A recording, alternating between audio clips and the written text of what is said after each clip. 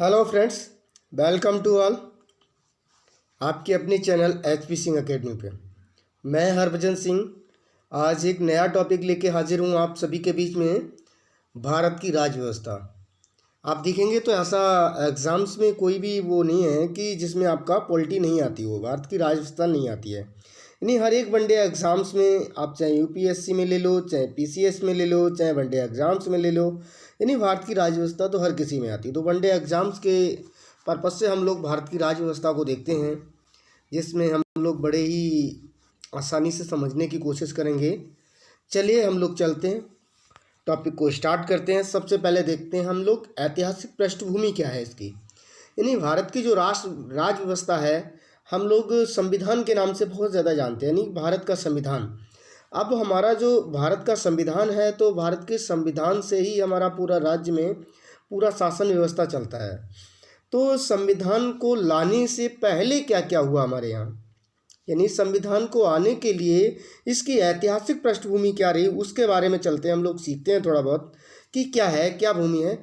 बड़े ही प्यार से समझने की कोशिश करेंगे आप लोग। देखिए बेटा, क्या है ऐतिहासिक पृष्ठभूमि की बात करें तो सबसे पहले 1600 ईस्वी में, यानी कि सबसे पहले आपकी 1600 ईस्वी में ईस्ट इंडिया कंपनी के रूप में हमारे ब्रिटिश से कुछ लोग हमारे देश में आए, जिस कंपनी को महारानी एलिजाबेथ, जो महारानी एलिजाबेथ थी, इन्होंने एक वरीयता दी थी। यानी कि इन्होंने ही इनको यहाँ पर व्यापार करने के लिए भेजा, अधिकार दिया। क्या दिया? अधिकार। नहीं, जो ब्रिटेन की महारानी एलिजाबेथ प्रथम थी, इनके द्वारा ब्रिटिश के लोगों को भारत में व्यापार करने के लिए अधिकार दिया गया, जो 1600 ईस्वी में आए, जिस कंपनी का नाम ईस्ट इंडिया कंपनी रहा था। अब ये आए तो हमारे यहाँ देश में बेटा व्यापार करने थे 1600 ईस्वी में, लेकिन जब यहाँ ये लोग रहने लग गए काफ़ी समय तक, तो इन लोगों की मनसाएं बदलने लग गई, मनसाएं बदलने लग गईं। और क्या हुआ कि 1765 में बेटा इन लोगों ने हमारे राज्य, एक बंगाल, बिहार और उड़ीसा, बंगाल, बिहार और उड़ीसा, इन पर कब्जा करना शुरू कर दिया। इन पर कब्जा इन्होंने सबसे पहले दीवानी अधिकार अपना स्थापित किया। कैसा? दीवानी अधिकार। दीवानी अधिकार क्या होता है? दीवानी अधिकार में इन्होंने राजस्व, यानी जो राजस्व होता है, नहीं जो टैक्स होता है वहाँ का, यानी कि बिहार, बंगाल और उड़ीसा का टैक्स यही वसूलने लग गए। ये लोग टैक्स लेने लग गए। और इसके बाद में यहाँ पर जो न्याय के मामले होते थे, उन मामलों को भी ये सुलटाने लग गए, यानी कि करने लगे। यानी राजस्व और दीवानी न्याय के अधिकार, दीवानी न्याय के जो अधिकार थे, उनको ये लोग हल करने लग गए।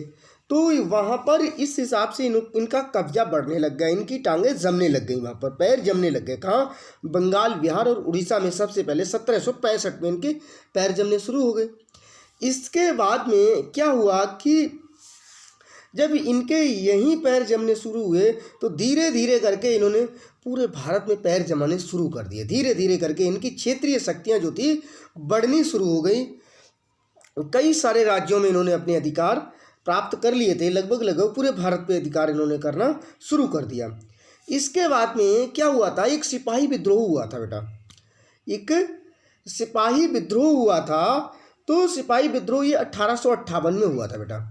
कब हुआ था? ये 1858 में हुआ था। जब ये 1858 में सिपाही विद्रोह हुआ, तो इस सिपाही विद्रोह में इन ब्रिटिश लोगों ने कहा कि आपसे भारत की कमान नहीं संभाली जाएगी, अब हम इसको सही से संभालेंगे। और ये हम लोगों को कह के, और इन्होंने, क्योंकि इनके पैर ज़्यादा जम चुके थे, हमारे यहाँ भारत में इन लोगों का ज़्यादा ही स्थायित्व तो बढ़ने लग गया था, तो जिस कारण हम कुछ कर भी नहीं पा रहे थे। तो इन्होंने जो सिपाही विद्रोह हुआ 1858, यहाँ से इन्होंने क्या काम किया? सीधा का सीधा शासन ब्रिटिश के हाथों में दे दिया, यानी ब्रिटिश के हाथों में पहुँच गया। जो ब्रिटिश की महारानी थी या ब्रिटिश का जो ताज था, जो राजा, यानी ब्रिटिश में राजाशाही शासन होता है, ताज होता है, जिसे राजा होता है वो ताज पहनता है, तो ताज का शासन बोला जाता था वहाँ पर, यानी कि राजाशाही शासन होता तो ताज का शासन। तो ये 1858 में सीधा का सीधा शासन ब्रिटिश के ताज के हाथों में चला गया। अब हमारे देश पे शासन ब्रिटिश के द्वारा होने लग गया, यानी ब्रिटेन के द्वारा यहाँ पर हमारे यहाँ शासन होने लग गया। इसको हम डिटेल से बेटा आगे पढ़ेंगे, लेकिन आप इतना समझें कि ब्रिटेन 1858 के बाद में ताज का, यानी ब्रिटिश ताज के हाथों में भारत का शासन चला गया और सीधे के सीधे प्रत्यक्षता, यानी कि क्या करने लग गए, ब्रिटेन के लोग हमारे देश पर राज्य करने लग गए। अब क्या हुआ, ये शासन कब तक चला? ये शासन बेटा इन्होंने हमारे यहाँ 15 अगस्त 1947 ईस्वी तक किया, यानी जब तक कि हमको स्वतंत्रता प्राप्त नहीं हुई तब तक ये अपना शासन करते रहे। समझ लो आप लोग 1600 ईस्वी में आए थे हमारे यहाँ ईस्ट इंडिया कंपनी के लोग, क्या करने के लिए? मात्र व्यापार करने के लिए, लेकिन किसकी अनुमति से लेके? महारानी एलिजाबेथ प्रथम की अनुमति से। लेकिन इन्होंने क्या कि इनकी नीति बिगड़ने लग गई, यानी ये जो रहने लग गए तो इनके पैर जमने लग गए। इन्होंने 1765 में हमारे 3 राज्यों की दीवानी और न्याय के मामलों को हल करना, यानी कि अपने हाथों में ले लिया। बंगाल, बिहार और उड़ीसा के दीवानी मामले, जो टैक्स होता था उसको वसूलते थे, और वहाँ पर जो न्याय के मामले होते थे उनके लिए ये हल करते थे। ये अधिकार अपने आप में प्राप्त कर लिए। इसके बाद जब 1858 का एक सिपाही विद्रोह हुआ, उसके बाद इन्होंने प्रत्यक्षतः अपने हाथों में ही शासन ले लिया, यानी ब्रिटेन से ये लोग हमारे देश पर राज्य करने लग गए। और ये शासन हमारा 15 अगस्त 1947 की स्वतंत्रता प्राप्ति तक अनवरत रूप से जारी रहा। आप समझ पा रहे हैं, यानी जारी रहा। इसके बाद में हम लोग देखते हैं क्या हुआ कि स्वतंत्रता मिलने के साथ ही, जब हम लोगों को स्वतंत्रता का 15 अगस्त 1947 को जब हमें स्वतंत्रता मिल गई बेटे, जब हमें स्वतंत्रता 15 अगस्त 1947 को मिल गई, तो अब हमारे यहाँ हमें शासन को चलाने के लिए, देश को चलाने के लिए एक संविधान की आवश्यकता हुई। यानी कि हमारा एक संविधान होना चाहिए जिसके अनुसार हमारा एक देश ये चल पाए। तो तब जाके जब हमें स्वतंत्रता मिली, उसके बाद हमने एक संविधान को बनाने की, यानी संविधान की आवश्यकता महसूस की, जिसको बनाने के लिए हम 1946 में एक संविधान सभा का गठन किया, यानी अमल में लाया गया। और क्या किया, 1946 को एक संविधान सभा का गठन किया हम लोगों ने। जिस संविधान सभा ने हमारा संविधान मतलब कि संविधान को बनाकर तैयार किया। जो हमारा संविधान 26 जनवरी 1950 को अस्तित्व में आया, यानी कि हमारा संविधान जो था वो 26 जनवरी 1950 को लागू कर दिया गया हमारे देश पे। यद्यपि संविधान और राज्य व्यवस्था की अनेक विशेषण, जो संविधान बनाया गया था उस संविधान के अंदर बहुत सारी विशेषताएं जो थी, बहुत सारे कायदे नियम कानून जो थे, वो हमारे जो ब्रिटेन के लोग हमारे यहाँ चला रहे थे, और ब्रिटेन की सरकार जो चला रही थी, और ब्रिटेन के जो संविधान में था, वहाँ से हमने कुछ नियमों को ग्रहण कर लिया और अपने संविधान में एज इट वैसे का वैसा रख दिया। यानी कि जो नियम कानून जो अच्छे थे, जो हमारे काम के थे, उनको अपने उसमें रख लिया। सबसे ज़्यादा 1935 का शासन अधिनियम था, उसमें से बहुत सारे नियमों को हमने अपने संविधान में रख लिया। तो ये कब लागू हुआ? 26 जनवरी 1950 को संविधान अस्तित्व में आया, लागू कर दिया गया। अब यानी कि जो ब्रिटेन का संविधान था, ब्रिटेन की कुछ विशेषताएं थी जो हमारे संविधान और राज्य व्यवस्था में अनेक बहुत ज़्यादा ही सहयोगी हुई, उनको ले लिया। तब ब्रिटिश में कुछ ऐसी घटनाएं थी जिनके कारण ब्रिटिश शासित भारत में सरकार और प्रशासन की विविध रूपरेखा निर्मित की गई। इन घटनाओं ने हमारी संविधान और राजतंत्र पर गहरा प्रभाव छोड़ा।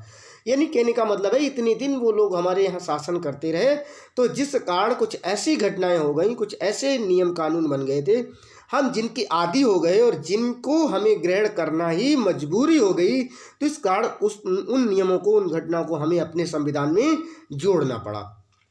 अब हम आगे अपनी शासन व्यवस्था को, राज्य व्यवस्था को हम लोग जो पढ़ेंगे, शासन तथा राज्य व्यवस्था को हम पढ़ेंगे, उसको 2 भागों में पढ़ेंगे। पहला भाग हम पढ़ेंगे कंपनी का शासन। यानी पहला जो भाग पढ़ेंगे हम लोग कंपनी का शासन, फिर दूसरा जो भाग पढ़ेंगे वो सम्राट का शासन पढ़ेंगे। कंपनी का, जिसे हम लोग ताज का शासन, सम्राट का शासन जो था उसे ताज का शासन भी कहते थे। कंपनी का शासन था बेटा वो 1773 से लेकर 1858 तक चला। जो कंपनी ने हमारे यहाँ, जो ईस्ट इंडिया कंपनी आई थी, उसके द्वारा जो शासन किया गया हमारे यहाँ, वो 1773 से लेकर के 1858 तक चला। इसके बाद 1858 को जब हमारा सिपाही विद्रोह हो गया, उसके द्वारा सीधा का सीधा ब्रिटेन ने प्रत्यक्षतः शासन अपने हाथों में ले लिया, तो वो ताज का शासन जाना गया, जो 1858 से लेकर 1947 तक चला, तो जिसे हम लोग सम्राट का शासन भी कहते थे। तो ये दो भागों में हम इस शासन को पढ़ने की कोशिश करेंगे। बेटा देखो, सबसे पहले हमारा कंपनी का शासन आता है। क्या आता है? कंपनी का शासन। अब ये कंपनी का शासन जो आता है वो 1773 से लेकर के 1858 तक रहा था, ये हमें पता है। यानी कंपनी, जो ईस्ट इंडिया कंपनी आई थी हमारे भारत में, वो कंपनी जो आई थी वो 1773 से लेकर 1858 तक काम की। तो इस कंपनी के बारे में ही सबसे पहले देखते हैं कि कंपनी ने कैसे कैसे शासन किया हमारे देश पर। सबसे पहले देखो, 1773 का रेगुलेटिंग एक्ट, एक नियम बना, एक एक्ट बना, जिसको बोला गया 1773 का रेगुलेटिंग एक्ट। बेटा 1773 में एक रेगुलेटिंग एक्ट पास किया गया ब्रिटेन द्वारा ईस्ट इंडिया कंपनी के लिए। तो ये रेगुलेटिंग एक्ट के नाम से जाना गया। क्या? 1773 का रेगुलेटिंग। इसके बारे में देखते हैं तो इसका संवैधानिक महत्व क्या था। संवैधानिक महत्व अगर देखें तो इसमें जो ईस्ट इंडिया कंपनी थी, इस ईस्ट इंडिया कंपनी के जो कुछ कार्य थे, उन कार्यों को नियमित और नियंत्रित करने की दिशा में ब्रिटिश सरकार द्वारा उठाया गया पहला कदम था। यानी कि ईस्ट इंडिया कंपनी की जो कुछ नियम थे, जिनको करना, मतलब काम करना चाहिए था, यानी किन किन क्षेत्रों में उसको काम करना था और किस काम को रेगुलरली, यानी कि नियमित रूप से करना था, इसको नियंत्रित करने के लिए इसका एक दायरा फिक्स किया गया ब्रिटिश सरकार द्वारा। यानी कि कंपनी का क्या क्या दायरा रहेगा, ये दायरा फिक्स किया गया किसके द्वारा? ब्रिटिश सरकार द्वारा। तो ये रेगुलेटिंग एक्ट में ही सबसे पहली बार फिक्स किया गया, रेगुलेटिंग एक्ट में। और इसके बाद में पहली बार कंपनी के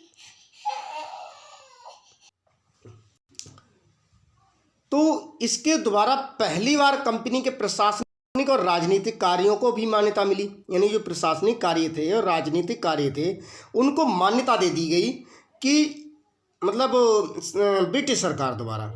और इसी के द्वारा क्या हुआ था? केंद्रीय शासन की नींव भी रखी गई। यानी कि इसके द्वारा, रेगुलेटिंग एक्ट के द्वारा ही केंद्रीय शासन की भी नींव रखी गई, यानी केंद्रीय शासन होने लग गया हमारे देश के अंदर। तो हम लोग देखते हैं बेटा 1773 का रेगुलेटिंग एक्ट के बारे में कुछ और विशेषताएं, यानी कि इस प्रकार की विशेषताएं क्या थी। देखो, इस अधिनियम द्वारा, जो रेगुलेटिंग एक्ट था 1773 का, इसके द्वारा, इस अधिनियम द्वारा बंगाल के गवर्नर को बंगाल का गवर्नर जनरल पद नाम दिया गया एवं उसकी सहायता के लिए एक 4 सदस्यीय कार्यकारिणी परिषद का गठन किया गया। उल्लेखनीय है कि ऐसे पहले लॉर्ड वॉरेन हेस्टिंग थे। पहले गवर्नर जो थे वो लॉर्ड वॉरेन हेस्टिंग थे। बेटा आप लोग समझेंगे क्या होता है। यानी कि जो बंगाल था, बंगाल पे इन लोगों ने दीवानी वसूल करना शुरू कर दिया था और न्याय के मामले देखने शुरू कर दिए थे। तो वहाँ पर इनका अधिकार बहुत ज़्यादा बढ़ गया बंगाल पर। कहाँ? बंगाल पर। अब जो बंगाल के जो गवर्नर थे, उन बंगाल के पहले तो बंगाल का जो होता था उसको गवर्नर बोला जाता था, बंगाल के गवर्नर को गवर्नर बोला जाता था। लेकिन इन्होंने नाम इसका चेंज करके बंगाल का गवर्नर जनरल कर दिया, गवर्नर जनरल कर दिया नाम इसका। यानी कहने का मतलब है ये जनरल हो गया गवर्नर। जो अन्य राज्यों के गवर्नर हुआ करते थे उन पे इसका अधिकार स्थापित हो गया, उन पे इसका अधिकार हो गया। यानी वो सारे के सारे गवर्नर होंगे, वो इस गवर्नर जनरल के अंडर में काम करेंगे, ये सब पे सब इसके नीचे रहेंगे।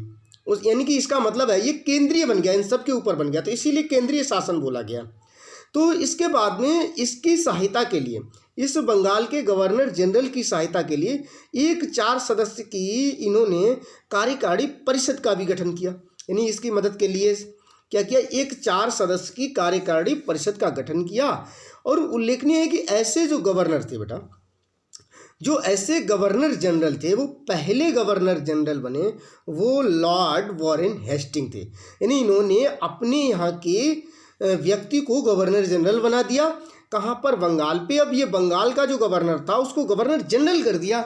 जनरल का मतलब हो गया कि ये जनरली सब पे राज्य करने वाला हो गया। यानी वाकई छोटे छोटे राज्यों में, जितने राज्यों में जो गवर्नर थे उन सब के ऊपर ये गवर्नर हो गया।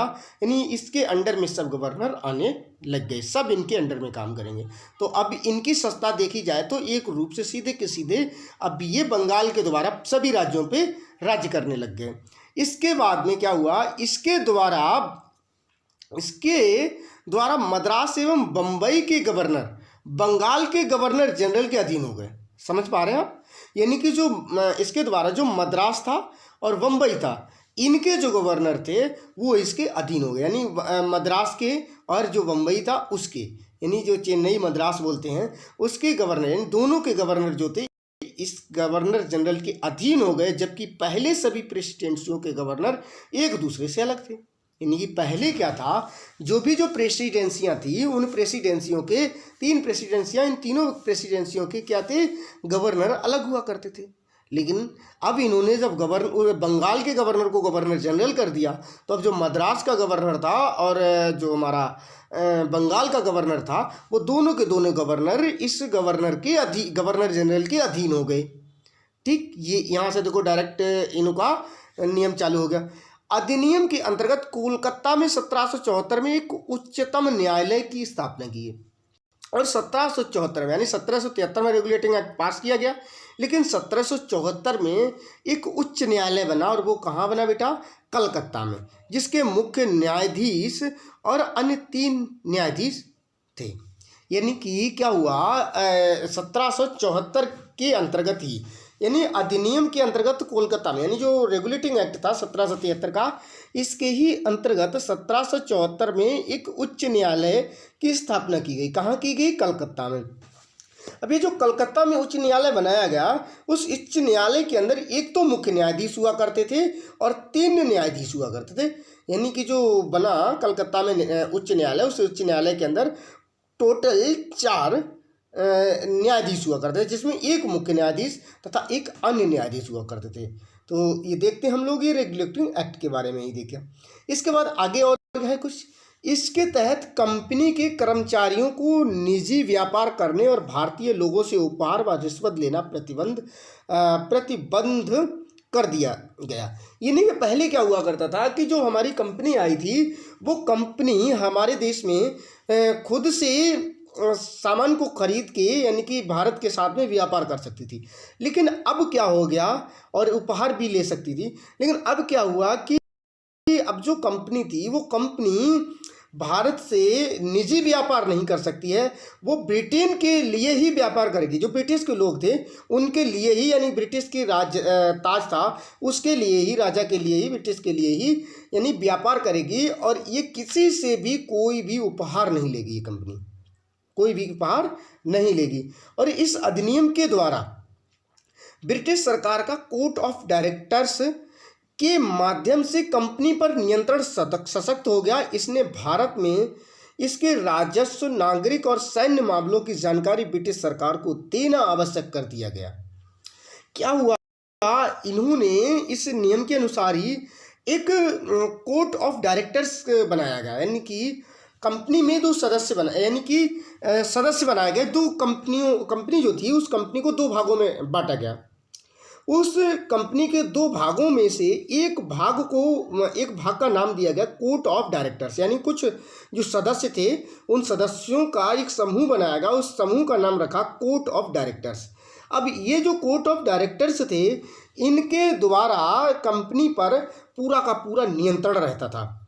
यानी कंपनी में क्या चल रहा है, क्या नहीं चल रहा है, और जो भी गतिविधियां होती थी कंपनी की, वो सारी की सारी, यानी कि कहाँ, ब्रिटिश को देना जरूरी कर दिया इस कोर्ट ऑफ डायरेक्टर्स ने। यानी कि जो भी सरकार की गतिविधियां हैं हमारे भारत की, राजस्व, नागरिक, सैन्य, कुछ भी हैं, जो हमारी कंपनी होती थी, उस कंपनी के द्वारा की जाती थी, तो वो सारी की सारी जानकारी ब्रिटिश सरकार को देना आवश्यक कर दिया कि ब्रिटिश सरकार को आपको सारी जानकारी देनी है इस मामले में।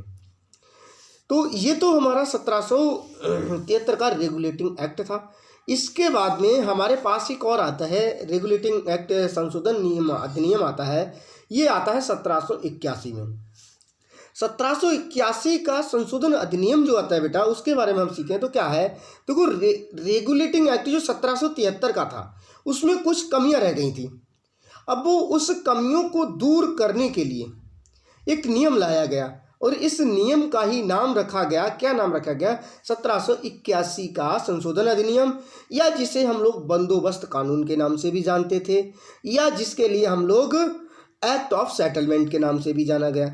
तो ये नियम रहा। तो इसकी देखो कुछ विशेषताएं जो थी बेटा, उसको हम विशेषताओं को देखें तो इस कानून ने गवर्नर जनरल जो था, इस कानून ने जो गवर्नर जनरल था उसकी काउंसिल को सर्वोच्च न्यायालय के क्षेत्र अधिकार से वरी तथा मुक्त कर दिया।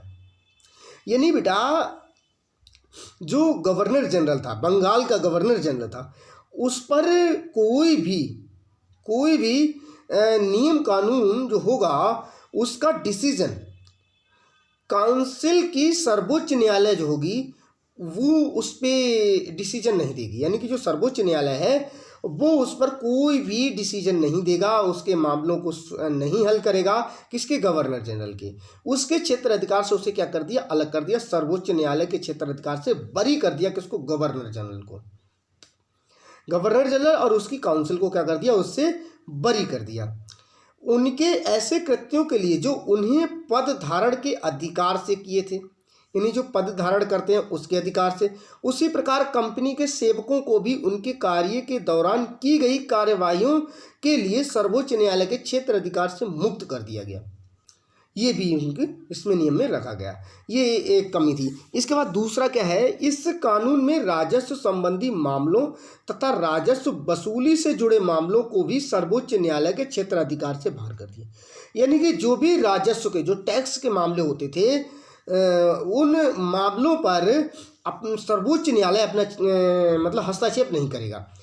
सर्वोच्च न्यायालय के क्षेत्र अधिकार से इसको क्या कर दिया? अलग कर दिया। किसको? राजस्व संबंधी जो मामले थे, क्योंकि ब्रिटिश के लोग वसूलते थे, राजस्व का मैटर देखते थे, तो वो जो क्षेत्र करते थे, वसूलते थे, इस कारण उन्हें क्या कर दिया? उनको क्षेत्र से बरी कर दिया, यानी अलग कर दिया।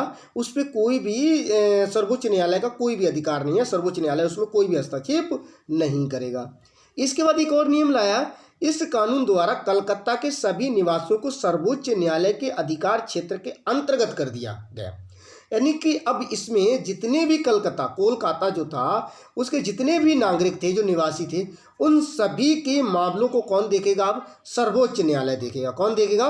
सर्वोच्च न्यायालय ही देखेगा। इसमें एक और व्यवस्था बनाई गई। क्या बनाई गई? कि न्यायालय हिंदुओं के जो मामले होंगे वो हिंदुओं के हिसाब से अलग देखे जाएंगे, और जो मुसलमानों के जो मामले होंगे मुसलमानों के मामलों को अलग प्रकार से देखा जाएगा। अब यहाँ पे इन लोगों ने हम लोगों को धर्म के अनुसार बांट दिया। धर्म के अनुसार बांट दिया बेटा। क्या किया कि जो हिंदू धर्म है, हिंदू धर्म के जो भी वाद विवाद मामले होंगे उनको सर्वोच्च न्यायालय जो सुलटाएगा, हल करेगा, वो हिंदू को यानी धर्म को ध्यान में रखते हुए हल करेगा। वहीं मुसलमानों के जो वाद विवाद के मामले होंगे उनको अगर हल करेगा तो मुस्लिम वर्ग के धर्म को ध्यान में रखते हुए हल करेगा। तो यहाँ देखो हमारा धार्मिक बंटवारा कर दिया इन्होंने यहाँ पर आके। इसके बाद में इस कानून द्वारा यह व्यवस्था की गई कि प्रांतीय न्यायालयों की appeal governor general in council के यहाँ दायर हो, ना कि सर्वोच्च न्यायालय में। इन्होंने एक जो प्रांतीय जो न्यायालय हैं, अब जो प्रांतीय न्यायालय हैं उनकी कोई भी अगर अपील दायर करनी है तो वो गवर्नर जनरल इन काउंसिल में ही दायर करनी है। सर्वोच्च न्यायालय में कोई भी दायर नहीं कर सकते। ये इन्होंने एक नियम बनाया था बेटा। तो ये इसके नियम थे। इसके बाद एक और नियम रहा। इस कानून में गवर्नर जनरल इन काउंसिल को प्रांतीय न्यायालयों एवं काउंसिलों के लिए नियम विनिमय बनाने के लिए अधिकृत किया गया।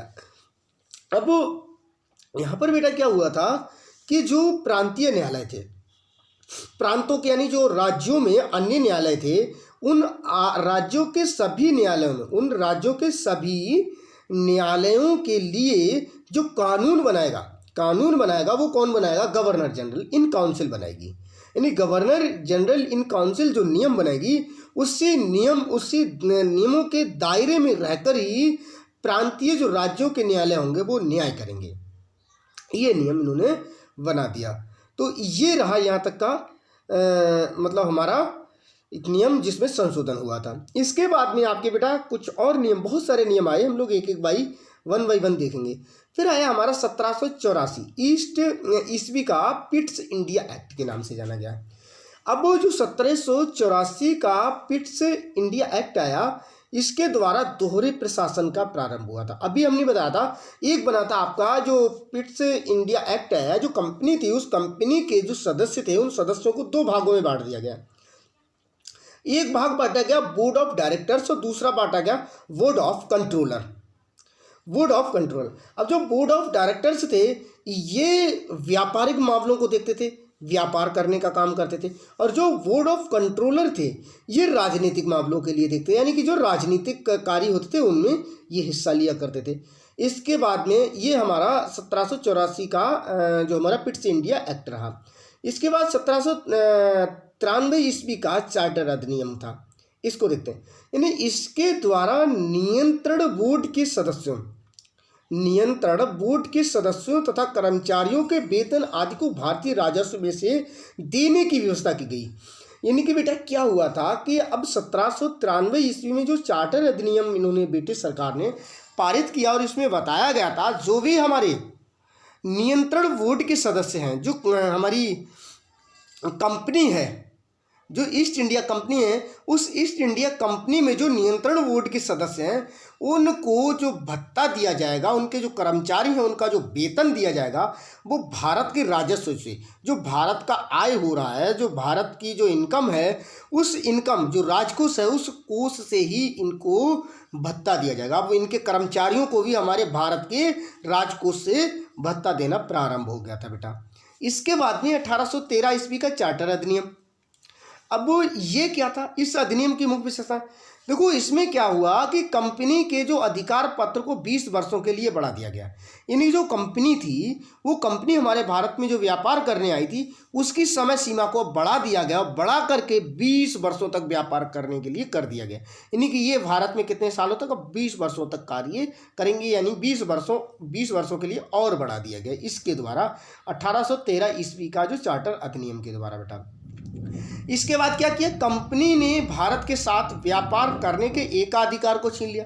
अब जो कंपनी थी, कंपनी के भारत के साथ व्यापार के एकाधिकार को छीन लिया, यानी कि गया, किंतु उसे चीन के साथ व्यापार, पूर्वी देशों के साथ चाय के व्यापार के संबंध में 20 वर्षों के लिए एकाधिकार प्राप्त रहा।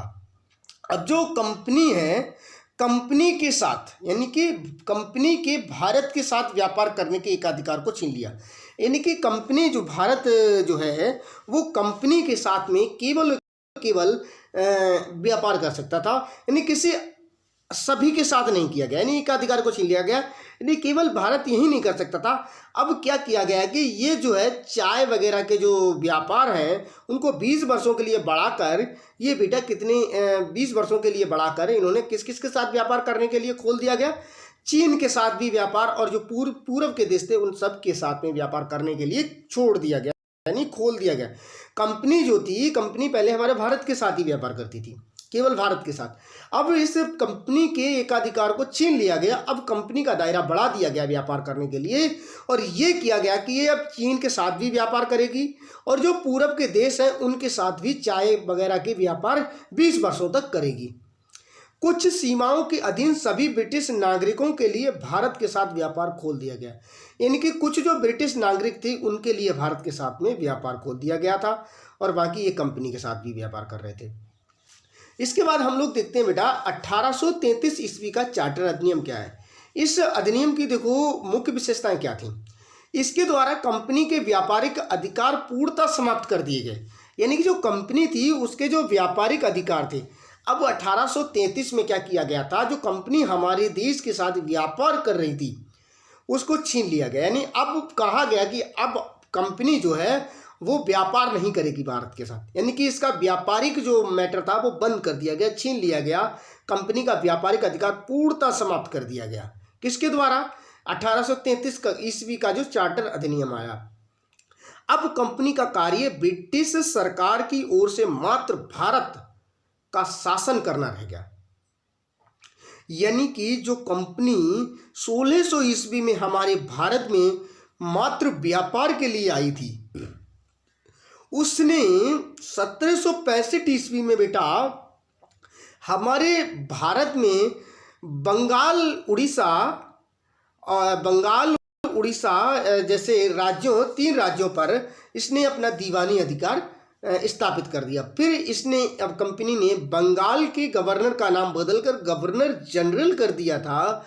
वो कंपनी अब मद्रास और मुंबई की प्रेसिडेंसियों को अपने अधीन कर लिया, बंगाल के अधीन कर दिया गया।